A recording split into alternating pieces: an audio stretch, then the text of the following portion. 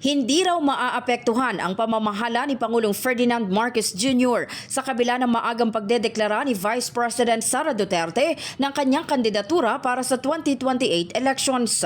Sa gitna ng tumitinding usapang politika, iginiit ng Malacanang na nananatiling nakatutok ang Pangulo sa trabaho at hindi sa eleksyon.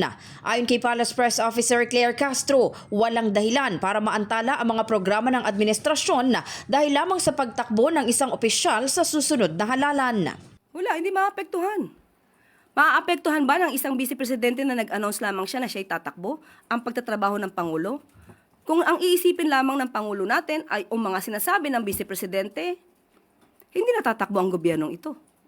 So, hindi po maapektuhan ang focus ng Pangulo para maiangat ang ekonomiya ng bansa, maiangat ang buhay ng bawat Pilipino, at masolusyonan ang issue sa baha na hindi nasolusyonan noon pa.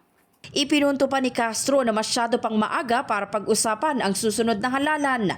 Sa kabila rin ito ng mga usap-usapan na posibleng magsanib puwersa ang kampo ng Pangulo at ng dati nitong katunggali na si Naga City Mayor Leni Robredo. Lalo't nakatakdang bumisita ang Pangulo sa Naga City ngayong weekend.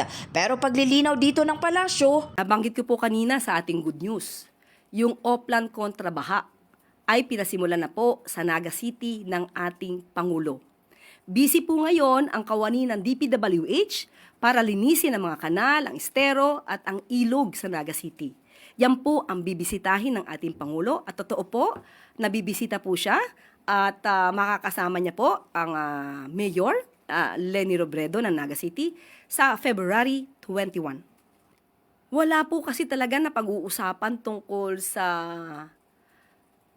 pangangampanya o kung sino man ang magiging kandidato sa 2028. Hindi pa po kasi panahon ngayon, napakaaga po pa kasi para tayo mag-announce na ikaw'y tatakbo o hindi. Napakaaga para mamulitika. Ang dami pong dapat na ayusin sa bansa natin. Maraming dapat na ayusin na interes ng ating mga kababayan. So, masyadong maaga ang pag-usapan kung sinong tatakbo sa 2028. Samantala, naniniwala rin ang Malacanang na hindi basta-basta magpapaapekto ang mga mambabatas sa deklarasyon ng Vice Presidente. Ito'y matapos sabihin ng Makabayan Bloc na maaaring ginagamit umano ang maagang pag-anunsyo ng kandidatura bilang panakot sa mga kongresistang hahawak sa impeachment complaint laban sa Vice Presidente.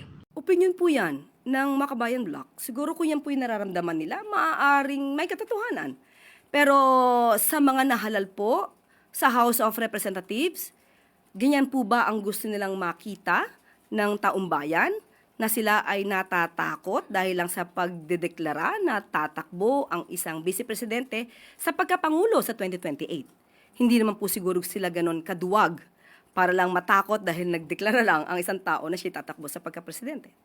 Nabatid na kaninang umaga ay natanggap na ng opisina ni House Speaker Bogie D ang ika-4 na impeachment complaint laban sa pangalawang Pangulo.